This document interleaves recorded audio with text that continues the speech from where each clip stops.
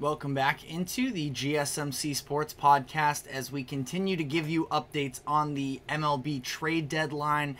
We've been talking about the Yankees move for Jazz Chisholm a good amount over the past couple days, but before we sort of officially, bury that conversation, I do want to very quickly look at it from the perspective of the Mariners as well, because not the Mariners, the Marlins, I should say. They didn't get all that much in return for Jazz from the Yankees. A couple very low-end prospects there.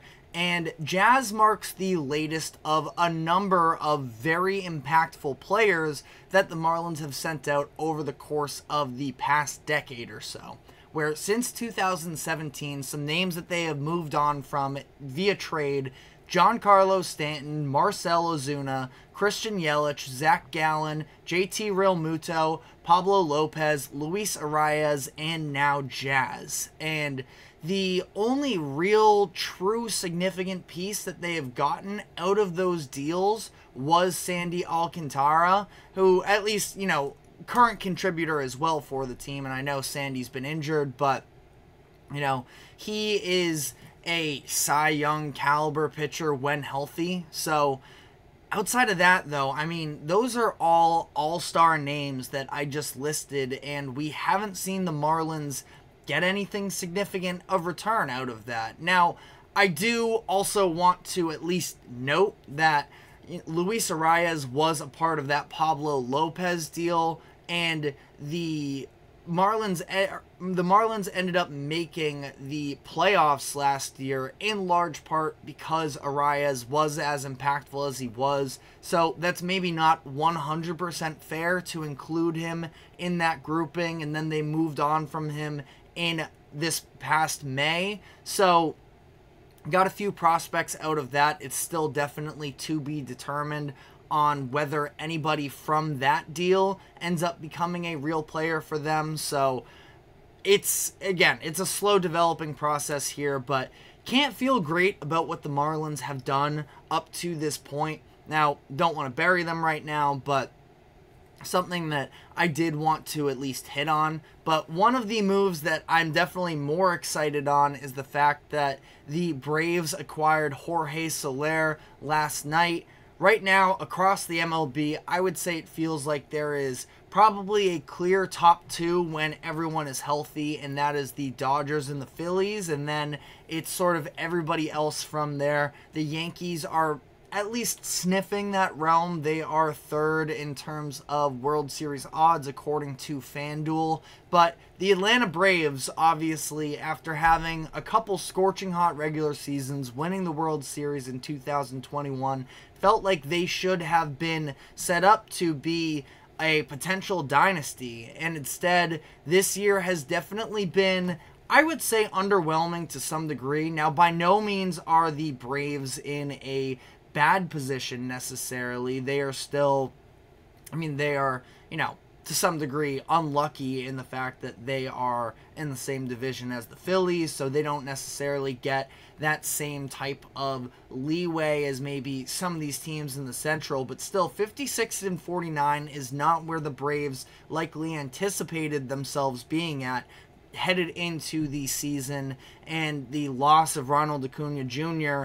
With a torn ACL definitely dampers that as well. But they make this move for Jorge Soler to give their offense a little bit more pop, because they have been struggling in a lot of important categories. The Braves are 21st in runs this season, the 7th most strikeouts. They are 17th in OPS, and again, you lose Acuna, who is such a core piece of what you are hoping for with the Braves, especially, losing Acuna as well. You lose your leadoff hitter there, and Soler can hopefully sort of find his way back into that role. Soler is a familiar face considering the fact that he was with the Braves for that 2021 World Series run, where he ended up winning the World Series MVP that year. They get him in exchange for their number 17 prospect and a reliever, Tyler Matzek. They when you look at Soler's stats this season, slashing 240, 330, and 419 with an OPS plus of 116. So he is a positive hitter that, again, when you talk about him finding a role here for this Braves team, provides some pop and also can likely slide into that role as a leadoff hitter, where his numbers are actually better. They go up from those marks of 240, 330, 419 to 279, 380, and 486 when batting in the leadoff spot. And the Braves could use an upgrade at that position. Lately, it's been Jarred Kelenic who has been starting there at the one spot for them. He has been really struggling since the All-Star break, just 3 hits in 40 plate appearances. So I think that this is a positive move for the Braves. Now he is under contract for another couple years. That maybe does get interesting in terms of a financial conversation. Will be making $16 million annually over the next 2 seasons, but that is sort of a later issue for the Braves at this point. But they bring in Soler. Just about a month ago, they also brought in Eddie Rosario, who they signed at the beginning of the month after he was released by the Nationals. Rosario was the NLCS MVP for the Braves in 2021. So they get the MVPs of the NLCS and the World Series back on this squad in a year where Ronald Acuna Jr. tore his Achilles, ACL, I believe. But it is, a little bit of a run-it-back strategy here. It sounds like a lot of people are sort of biting at the bit of whether or not they end up bringing back Jock Peterson as well. But again, they're just sort of getting the band back together here. Same outfield from that 2021 team. They had just brought back Adam Duvall in free agency in March. So it is definitely going to be, funny to see how this plays out with the Braves. And again, I think it was a legitimately good move for them as well to try and add to this core. But I mentioned in the last segment that I wanted to dive into what the pitching market looks like, because the Houston Astros and Toronto Blue Jays agreed to a deal that sent Yusei Kikuchi to Houston. And this was, starting pitching was a need for Houston, especially considering a lot of their key pitchers in their rotation are running up on career high innings pitched. So they needed a little bit of backup there, but the price was very expensive for them, where they ended up trading some big-name prospects. Jake Bloss, who Fangraphs has as their number 2 prospect, Joey Loperfido, who was ranked as the number 3 prospect on Fangraphs prior to him actually coming up this season and getting, over, I'm not sure exactly what the threshold is. Maybe it's 100 plate appearances. He's at 118 this season. So getting, what was seen as another one of the top Astros prospects, and then Will Wagner as well. So now this was a pretty sizable return for Kikuchi, who is, he's going to be somebody that has experience and can give the Blue Jays some more depth headed into the later months of this season, especially as the Astros have been playing a lot better as of late.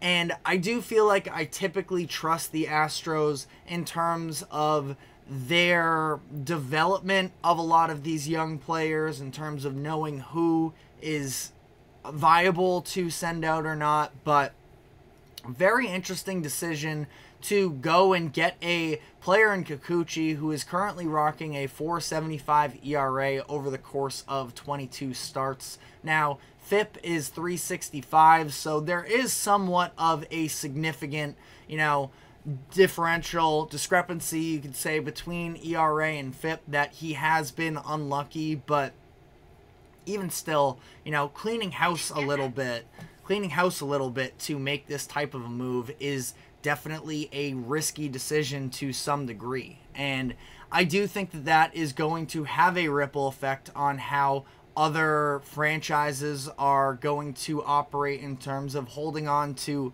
their big-time pitchers, where you look at Blake Snell, and especially with how well he's been pitching as of late. I believe it was 15 strikeouts in his most recent start. So, having Snell be on the market, Garrett Crochet, there's already a little bit of complications with his situation as well, that he said he's not going to pitch in October if he's not guaranteed a contract extension, and then Jack Flaherty as well. So all of that, we'll have to see.